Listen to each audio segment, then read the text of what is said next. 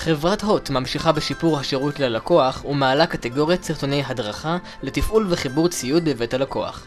הסרטונים זמינים באתר האינטרנט של הוט תחת הכתובת www.hot.net.il והן בשירות ה-VOD של הוט.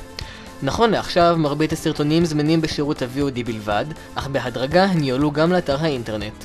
בין המדריכים ניתן למצוא הסברים לפעולות בסיסיות כמו התאמת השלט לטלוויזיה, ועד לסרטונים המסבירים איך לחבר את הממיר למסך הפלזמה או ה-LCD, חיבור מערכת שמע ופתרון תקלות צפייה. בהוט מקווים להקל בכך את העומס על מוקדי השירות, ומציינים כי הסרטונים מוסברים בשפה פשוטה, וכי הלקוח הממוצע לא יתקשה להבינם. ומתי יגיע היום בלא יהיו תקלות, זו כבר שאלה אחרת. אפשרי רק במידה וקיימת כניסת S-Video במסך הטלוויזיה שברשותכם. שימו לב, חיבור S-Video אינו נתמך בממירים מתוצרת סמסונג. עדיפות שלישית, חיבור כבל RCA ל-RCA.